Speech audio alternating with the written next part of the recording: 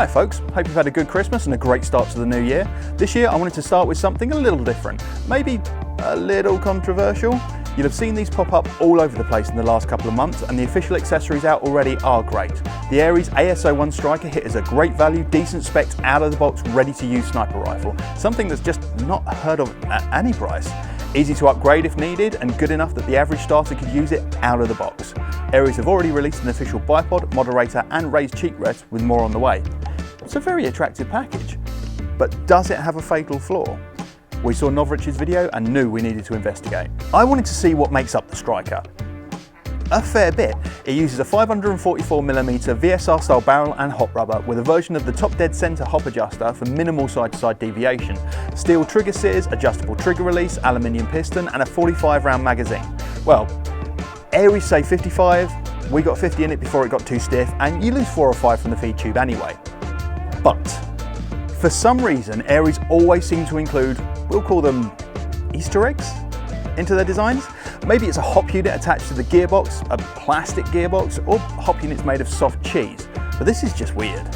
First off, the sears are just, well, weird.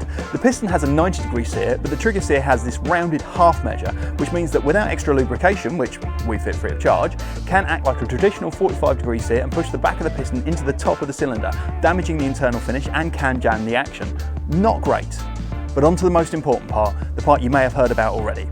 This is a short stroke sniper rifle. The piston only gets drawn around 4 centimeters. For certain lengths of barrel, you need a certain amount of cylinder volume, usually 1.5 to 2 times the barrel volume. The heavier the BB, the bigger the cylinder volume needed. This has a long barrel, but a short draw. In fact, the cylinder to barrel volume is approximately 1.2 to 1. Very low. So great for your basic weight BBs, but not so good for the heavier ones. So what does this mean for your rifle? Well, in theory, when the BB runs out of air, it will start to slow down. In the worst cases, it can suddenly experience a pressure drop, so the inertia of the BB will be fighting against the air pressure just to exit the barrel. This leads to big losses of power, and if the BB loses its cushioning vortex of air, it's possible it can start to rattle down the barrel and affect the accuracy. Not good in the sniper rifle. The physics involved in this are pretty complex, involving the Magnus effect, Bernoulli principle and Coanda effect, which are, to be honest, a little above what I studied at school. And we can't test what's going on inside the barrel. We can only test what's coming out the front. Well, the power at least.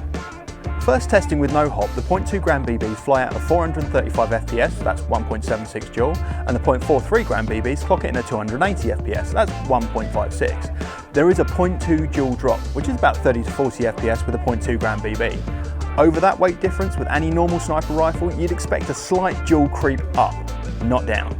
There is something here. For the next test, I'm going to try this with a little bit of hop applied. The hop itself can hold the BB in the barrel longer, so if there is an issue, it should bring it up. So with the hop set, the 0.2 gram BBs clocking at 410 FPS and the 0.43s at 247, which gives just over a 0.3 joule drop. A significant drop too. In fact, over our next test using 2s, 2.5s, 2.8s, 3s, well, please ignore the 3s, we used a different brand and the results were all over the place. 3.6s, 4s and 4.3s, you can see the FPS on the screen. It starts up for 1.6 joule, drops to 1.5, then 1.4, 1.29, 1.32 and finally 1.22, meaning for once, the heavier the BB, the lower your power will be. Whereas a fully upgraded VSR doing 510 FPS, which is 2.4 joule with a 0.2 gram BB, drops to 364 FPS with a 0.43, but the power rises to 2.63 joule. In theory, a tight ball barrel might give you a little more leeway for the slightly heavier weighted BBs you really need to push the range out there with. We did one last test having dropped a Garda SP150 in there. With no hop and with a 0.2 gram BB, it chronos in at 490 FPS, which is 2.22 joule, and with a 0.43 gram BB, 321 FPS, which gives us a power of 2.05, almost a 0.2 joule drop. The same as our no hop stop spring test. Now, the test is open to a few variables, but what it means is if you want to use heavier weight BBs, you could lose up to a quarter of your power. Still usable, but far from ideal. Interesting Easter egg, Ares. The rifle feels great and is comfortable to use, but sits firmly in the spare rifle or beginner sniper section of the kit bag.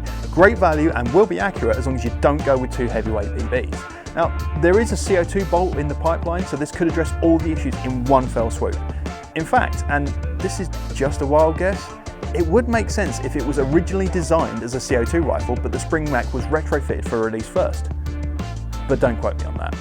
If all that hasn't put you off, they're in stock now at Crawley Surplus Store and surplusstore.co.uk. If you like the video, please remember hit that subscribe button and check out all our other pages. Thanks for watching and see you next time.